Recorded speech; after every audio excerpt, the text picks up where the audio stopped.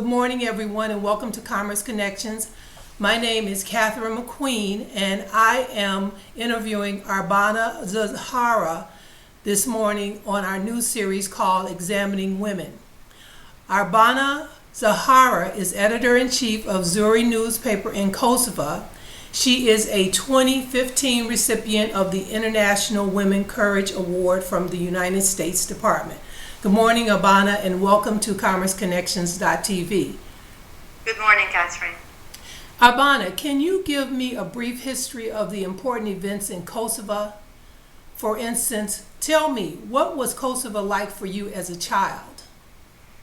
For those who doesn't know, so we were under the Milosevic regime, so under the Serbian regime, so I didn't have childhood like the others. So I was during the war in my town in 𝒥𝑜𝒽𝓃. It's a small city, so I faced everything what happened there. Always dreaming for democracy and equal rights. So after the war, I came in capital city of Kosovo, Pristina, and I started. That was one of the first private journalist school. I started that time, and in 2001. I started working for one of the main daily newspaper, 𝒥𝑜𝒽𝓃-𝓃. It was March 2001. So since more than 14 years, I am a journalist. And being a journalist in this state, it's a new state, a transition period, a lot of things happened. So as you've mentioned with some of the questions sending me corruption and religious issues, so I basically grew up with all this problem that the new state is facing all the time. I see. So now, since you have gotten into journalism, how has your country changed? We still have problems. We still have a lot of. We are the only place in Balkans still isolated, so we need visa if we want to go to the EU states. So having in mind being isolated, an economy problem. It's high unemployment still and poverty. So you can imagine on this environment what might happen. So a lot of extremism have been developed and a lot of problems with economy issues. As we know, in Balkans still a lot of problems with foreign investments and having a new government. Mm-hmm. We in meantime we have a lot of problems, corruption. And that's why one of the first things that I've covered was following the money. So economy sector, I was working for economy sector for more than 10 years. A lot of cases to cover, and in the meantime, as a journalist, a lot of challenges that I had to face, not only me, but a lot of other journalists. Yes, Kosovo has independent media and has a good journalist, but we cannot compare with the EU states. We still need changes. I see. I've covered economy for a long time. We had, as a new state, we have a new privatization process and changing the government. So yeah, there was a lot of stories, and since 2012, I was focused on some other issues. Which are the religion issues. So the stories that we didn't cover before, because we will all focus on having our new institutions and something else start developing in Kosovo. Okay, so now tell me then, what are the employment and economic challenges since all these events have been taking place? There is still a small number of foreign investments because of the corruption and because of the legal system as it is. It's still the high 40% of unemployment and 17% of extreme poverty. These are the World Bank numbers. As I was saying, we still have international presence here.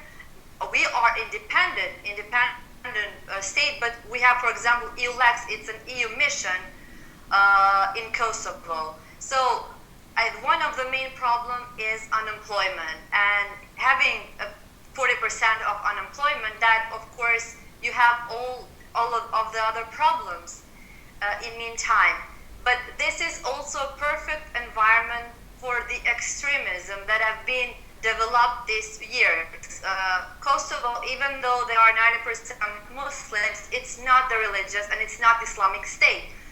So people before the war, where I come from, the city were like 5 to 10 old men went to mosque.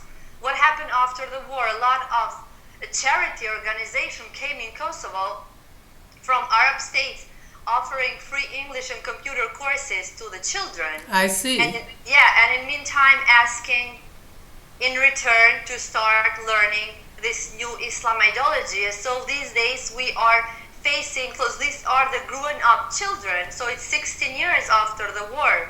So we are facing this, there are around 300 men went to ISIS, 20 families, but in meantime, majority of population are against this. So there is a reaction. So in other words, what is happening? Yeah. So in other words, you believe that they came in offering things and just to be deceitful. Is that it? To deceive? We have faced this. I had a case study. I have a case study village.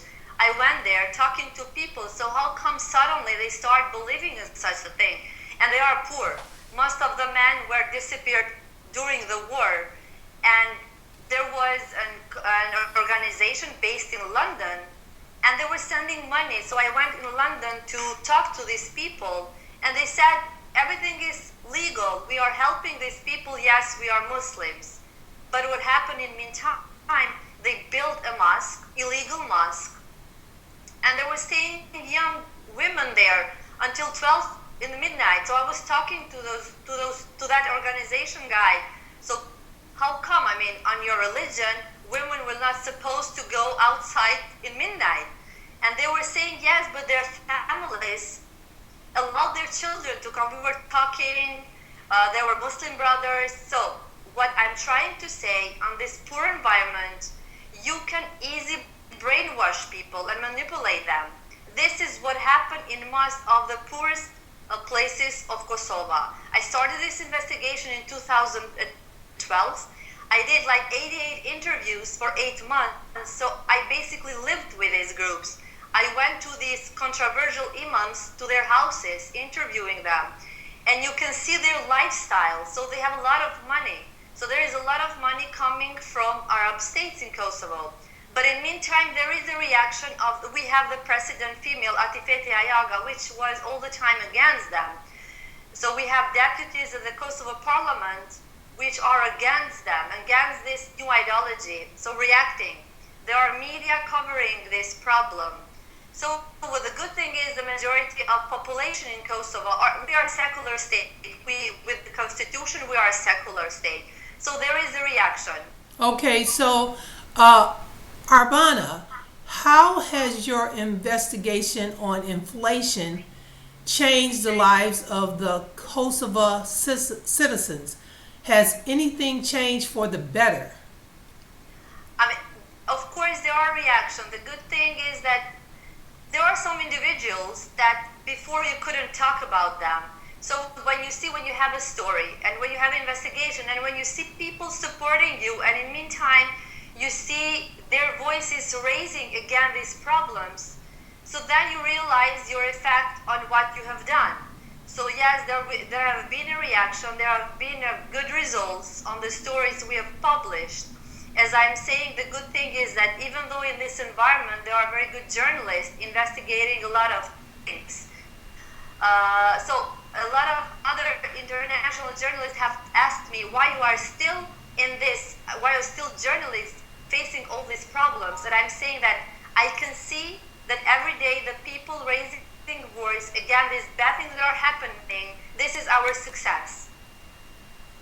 I see. So now, what do you feel should be done about seeing that democracy is prevalent in Kosovo?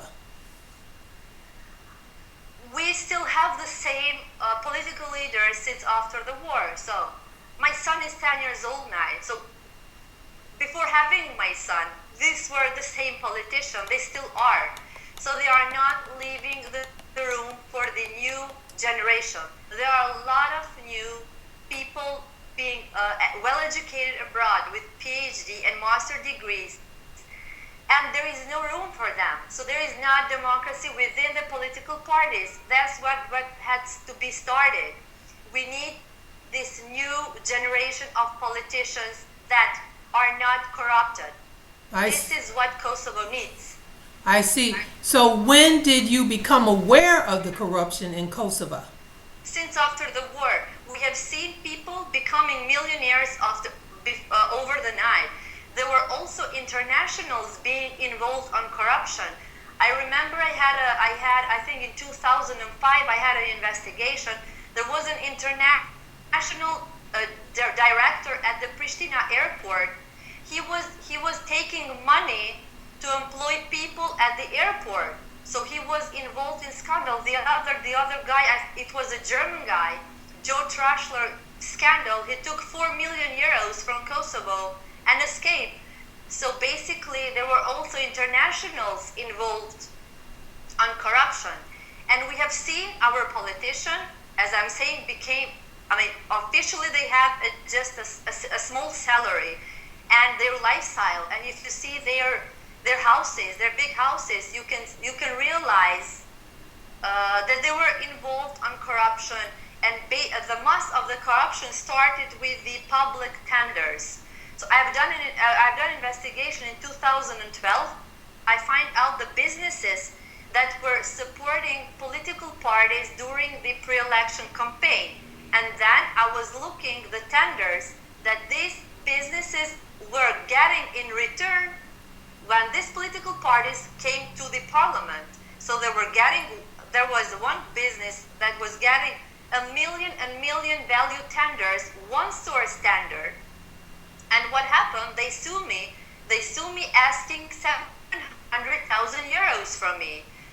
So I had to go to the court for 3 years. Even though I had all the documents, at that time Reporter Without Borders, they reacted, asking from international presence to keep an eye on my case because it was political case. I see. And yeah, I won the case, but it was interesting because in Kosovo, if you sue someone, you have to wait months or even years. In my case, when this guy sued me, they called me in 5 days into the court. And of course, we were all asking, well, how come my case in 5 days and the others? But yes, I had all the documents and facts, all documented. So I won all the case because they have started in the different level. So this is what we are basically facing. I see. Also with these powerful people. I see. So, Arbana, what information did you uncover in the investigation of Kosovo's government expense reports? Yes, all the time. All the time we have followed the way they were spending money. We have followed their links with the businesses that were supporting political parties on the government since after the war, because we have changed we have a different coalition at the government. So we have big businesses supporting political parties, and in the meantime they became monopoly on our market. So we are covering all the time the links between politicians and businesses, and in the meantime the tenders. So what I'm saying, through the public tenders, everything started. I see. And so how is the government mismanaging Kosovo's finances? Yes. Through these big tenders, giving to their own companies, which officially they are not owners, but they have their own people with their own businesses. You can get online, for example, the way they use the public money, the way they misuse this money, which is actually Kosovo's money. On the other hand, we have public enterprises that have been privatized to the main public like we have airport and also energy distribution. The both was given to the close family of Erdogan. So we can see one company there, and we still don't have the details of the contract. There have been sold the whole energy distribution, and with 26 million euros, and we don't know the details. What have basically governments sold to this company? So the thing is that they are not transparent when they have done this privatization process and the tenders, also the big tenders, the road, building the highway. So since after the war, there were millions and millions invested in Kosovo, but there was no transparent on these processes. I see. So what steps did you take to make others aware of Kosovo's corruption? Our job is to reveal the truth. So it's not easy because comparing to US, you have databases. We need sources within institution to get a document. There is a law. You have to ask, for 2 weeks to wait for a document, but you never know if you're going to get it or not. So I am for a long time in journalism, so I use my sources within institution to get documents and to give to journalists, and to put, we have like weekly scandals we put on the front page. Like, if I can show you, I don't know if you are seeing. Yes, I can see it. On the front page, we are explaining how the wives of politicians are getting good jobs on the good position and getting the high salaries. So make these graphics like who the people from government and their wives and husbands being employed. So using the power for their families. So becoming rich with the very, very high salaries comparing to the standard that Kosovars have. So how has the surge of corruption affected the citizens of Kosovo? Yeah, of course. We do not, as a result, we are not having foreign investments. I was covering the privatization process. So after the war, all the enterprises, the social enterprises have been sold. There was a process where you have to bid with the offers, and we were expecting to have foreign investments. And of course, there were a lot of complaints. I have talked to them since 2002. This process started, and there were a lot of complaints that we cannot invest in such a country with these corrupted people around us. Arbana, how has your life changed since you received death threats and public attacks on your reputation for your investigative work in assisting the government in their efforts to address the problem? Yeah, I have two sons on the 10 and RT6.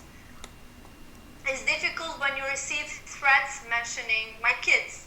I've received threats even when I've covered corruption cases. They were in 2010. I was on the way to my parents' home. They were following me, even though I was with my kids that time. They went into my apartment, taking my computer. So facing these classical threats. And then after I have started investigating the religion issues, there were, once a week, there was a time that once a week I had to go and talk to the police and let them know, because they use the social media mostly through the Facebook. And I had to change the school of my children because they were going to the neighbor's school, the public school, and they were sending me, like saying that we know at what time your kids go to school and what time they return. Yeah, it's not easy. It's not easy at all having in mind this environment, and it's not safe. But this is my job. I love this job, and I'm planning to grow up my children in Kosovo. So I had a lot of work. I'm not gonna stop covering these issues. I want to ask you a question now dealing with religion. How is the difference of religious beliefs affecting the lives of those who live in Kosovo? Yeah. They are using these poor families.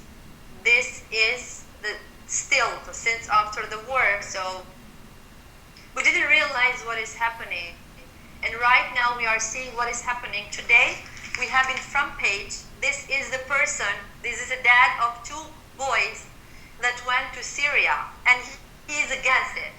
He is saying, he was describing his way back. He went to Syria to find out his kids and bring them home, but he couldn't. So these are stories. There are 300 men. There are 20 families there. There are some cases which are describing, because this doesn't happen over the night. So they started after the war. And I remember before the war, as I was telling you in the beginning, we were not fighting with Serbia for the religion issues. It wasn't a war on religion issues. It wasn't at all.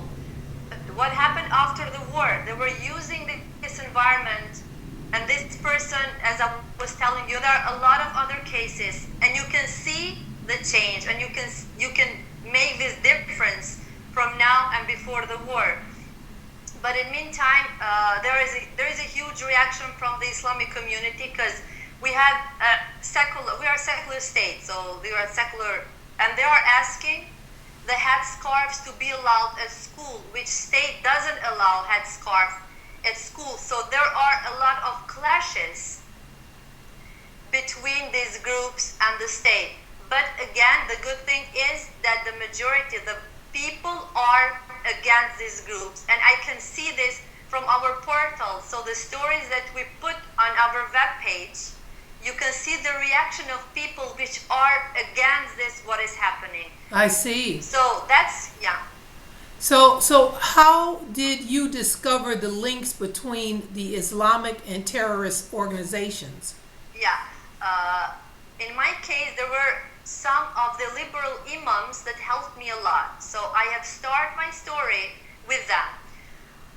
The liberal imams, they were the first people having problems with these groups. There is a case in 𝒥𝑜𝒽𝓃. There is a city in border with Macedonia. In 2007, there was an imam within the mosque saying that he's not going to allow the Wahhabi in his mosque. So in 20 minutes, his car was burned. Then the other imam in other region, he got bitten within his mosque. So his arm was broken by a group of these people. The other person, well known for the religion issues, he was one of the first reacting against these groups and organizations, and he got bitten from a group with a black mask on the head. So this happened like a few years ago. I had started my story with them. So they helped me a lot, describing me and telling me the details, what happened in Kosovo, how these groups and this extremist organization was trying to change Kosovo society through, they choose the different ways, like they have supported some of the imams, which of course is much easier within the mosque to convince people. There were also a lot of NGOs, which I was saying, there was officially as a charity organization, but in meantime, their aim was something else. So in other words, then you're saying that they are coming in there disguised as one organization, yeah, but they're really something else. Yeah, that's what, and in late 2014, they have been more than 40 arrestments. Like most of them were imams that were preaching in such a way that, and some people being involved in these NGOs and suspicious to be linked with these groups and sending people to Syria, to ISIS. So, I mean, if we see the other states having the same problems, Kosovo was one of the first having this arrestment. So there is still, some of them are the house arrest. So the process is still going on, but there have been more than 40 arrestments in the late 2014. Okay, so how has the... Which you can see the reaction, as I was trying to say. You can see the reaction against these groups and this organization, and the NGOs were closed. I see. So how has religious extremists impacted society in Kosovo? Still there are small groups. Still you cannot see that they had an impact on politics, on the majority, but the fear is that these small groups, if you don't deal with them right now, they're gonna grow up. So there are still small groups, based in the different cities that we have to keep an eye on them. I see. And so what change needs to take place for Kosovo to enjoy religious freedom? During my stay in U.S., I've met a lot of people that are experts on this field. The thing is that in Kosovo, you have to follow the money. So this is the thing. It's different because I went to London, so there is freedom of religion, but the state supervise everything. While in Kosovo, we have fragile borders. They have to follow the money of this organization and these individuals that are coming from Arab states. So this is what states should do. So they should follow what is going on when the Arabs come in and start to use their money to buy influence. Is that it? Yeah. I see. And so now we want to talk about the extremists. Can you name the extremist parties and what damage and destruction has taken place since Kosovo citizens have been subjected to the conditions of the extremists? How do you mean party? We do not have political party which is dealing only with Islam issues. There are individuals. There is 𝒥𝑜𝒽𝓃-𝓈𝑜𝓃-𝑀𝒸𝒬𝓊𝑒𝓃. There is this radical extremist in Syria. His picture was shown up killing a guy there in ISIS. So there are individuals going from Kosovo. We still don't know, I don't know, and we still don't have the details of the network that who is sending them. We know that they are going through the Turkey. We do not need visa to go to Istanbul. So the ticket costs around 200 euros. So they go to Turkey and then they cross the border to Syria. So they are individuals, of course, well organized with this, some of the imams and organization, but there are going based on individuals going there. Now, what laws need to be imposed and enforced to see that tactics of extremists are punished? Yeah, there is a law that have been passed for the fighters outside Kosovo. So if they're gonna get like up to 15 years of jail if they were coming back or going to Syria. Yes, this law have been passed, but the thing is, when you go and meet these families, when you go and talk to their families, if they are capable to take their children and their wives to Syria, they don't care about the law that stops them. So the thing is that we need economic development, because most of these people are with a very poor background and they were brainwashed. So there is no job for them. We have to raise the economy. We need new jobs. This is what might change in Kosovo. As a journalist, will you continue to assist in these efforts to see democracy flourish in Kosovo? Yes, I was mentioning to you, there is a lot of job to be done for us, a lot of challenges, but there is a will of a journalist, still a small number, but yes, there is a will to challenge and to go after these big issues that we have to cover in meantime, which are two main things: corruption and this extremism. I see. Extremism. I see. Now that your life has been threatened, will you continue to address public concerns for Kosovo? Yes, I was receiving threats since 10 years ago, and I have continuously working on this, so I'm gonna do this job. Now, last but not least, let's talk about the awards and recognitions you've received over the years. Can you tell the listening and viewing audience what you have received? Yeah, my first award was in 2006. So it was about the story of the mayor of Pristina. He actually bought a new car thinking that it's a new car, but it was not a new car. It was demolished and being sold as a new car to him. And people of his political party were involved on this issue. So this was on the beginning of my career, the first story I received the award. Then the other was about the money we received the independence in 2008. And I find out a document that says that more than 600,000 years that have to be spent for that day, for the celebration of independence. And there was a list of the people who were supposed to get money, like singers, ballet groups. So I called all of them on the phone asking if they have received this money. And they said, no, we are doing this for Kosovo. So that was basically officially the document. There was a big corruption case. So this was me and a colleague of mine that time covering this issue. And what was the award that you won for that reporting? Yes, this was the award for the reporting on corruption.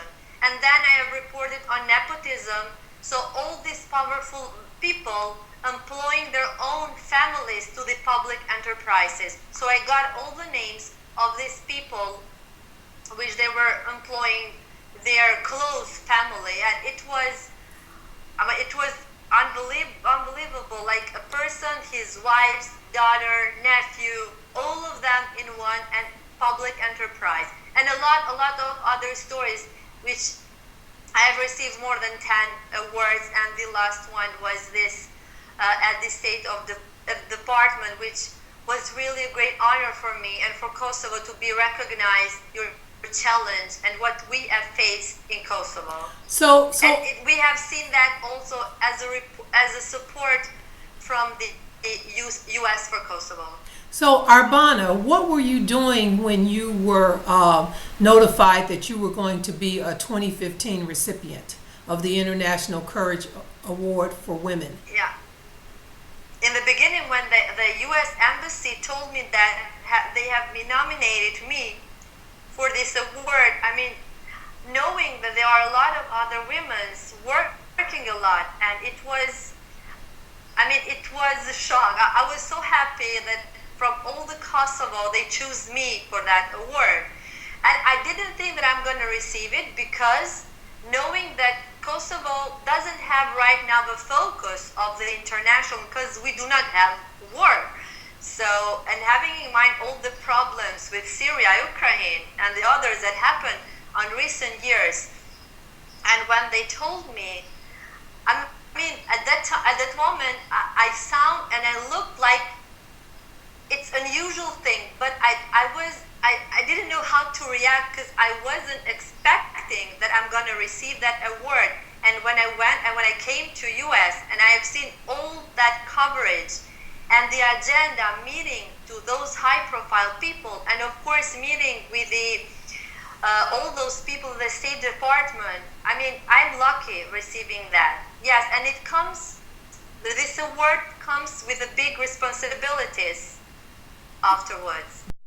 And did you enjoy your stay here in America? Yes. Even though it was not my first time, it was my 5th time, because I went to US for the covering IMF and World Bank meetings, and we had some journalistic trainings.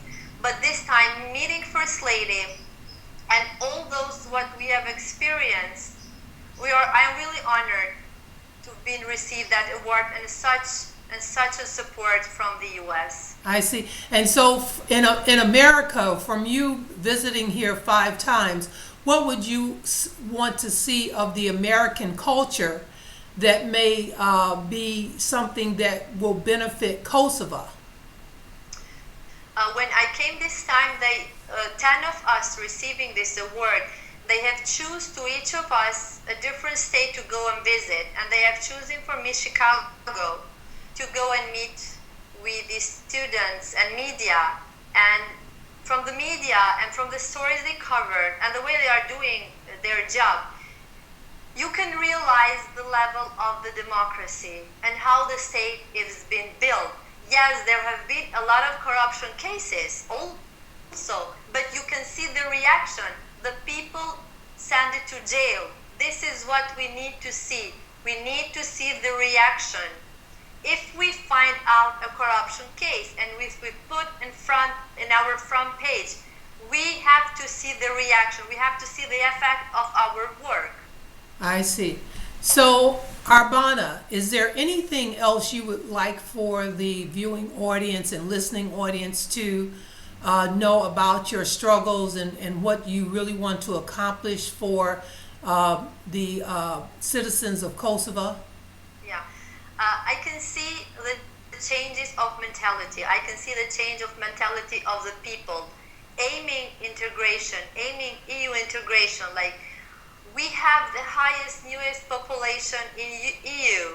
So I have, and we as a society, and we as a journalist and independent media, we have a lot of work, because this is the time when we have to show the world and to show the EU that we need changes. We need changes, and I think that changing the mentality, raising the awareness of the people, we can expect the changes also in our society and our new state. Oh, okay, thank you so much, Arbana, for this interview. Thank you so much, Catherine, for giving me this opportunity. Thanks a lot.